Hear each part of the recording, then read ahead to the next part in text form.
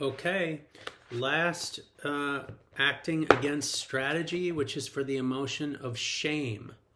Now, what does shame tell you? Shame tells you, first of all, I should say that shame is something that really can only be experienced in the context of relationship. I guess you could say the same is true about the other emotions as well.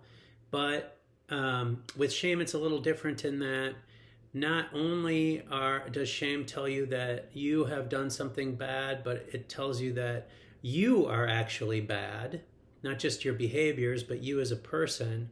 And this is the relational part, that you're so bad that the group will reject you. So whatever your group is, that somehow what you've done is basically just unforgivable. And you're no longer a part of the group.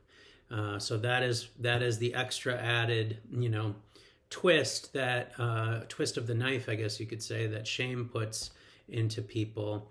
It's not just a mistake they've made, but that they themselves are a mistake and therefore undesirable, not able to be a part of the group. So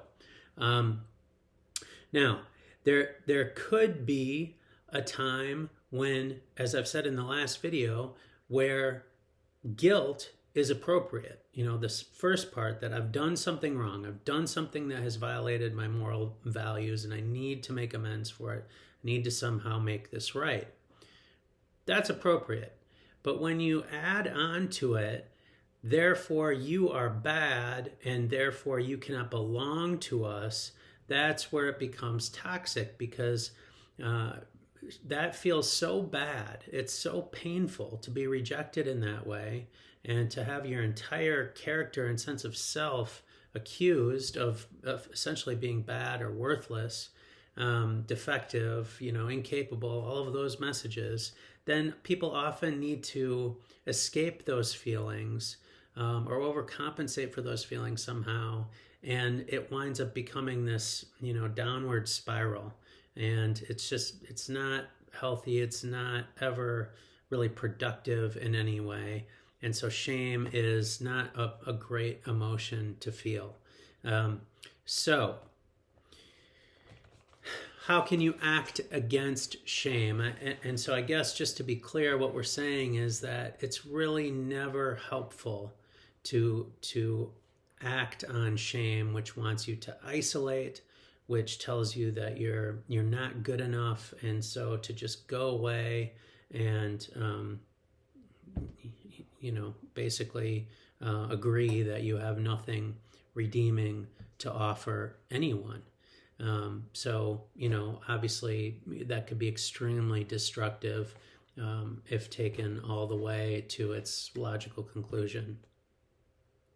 So if, when you're feeling shame, or your client is feeling shame, you conclude that you actually have violated your own moral principles, you've broken your moral code, you've done something that is against your beliefs, against your values, then the thing to do is to follow the steps that you would follow for guilt. To reject the shame message that not only is your behavior wrong, but that you are wrong. Reject that. Recognize, okay, I have done something wrong and I do need to make amends, and then go do that. And that's really all you can do. And you can also realize that your behavior doesn't define your value or your worth as a human being, that God defines your value and worth as a human being.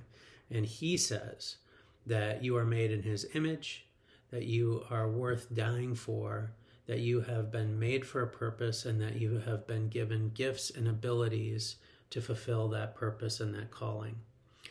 So that's a bit of cognitive work that you can do to reject the shame message, and then the behavioral work is to make amends. And the hope is that you will be forgiven, that there will be restoration and reconciliation, and the shame feeling will go away in the process. But even if the other person isn't willing to forgive you, or the other group isn't willing to forgive you, isn't willing to reconcile, those things that God says about you are still true. You still are made in his image. You still are worth enough to die for. You still have a calling on your life, and you still have the gifts and abilities to fulfill it. So you're rejecting the shame message no matter what. It helps if other people are there alongside you to reject that shame message. And so if you're not able to achieve reconciliation, another option is to join a support group, to join some kind of recovery group, to get around people who understand what you're going through and who can support you through it, who see your worth and your value regardless of what others see.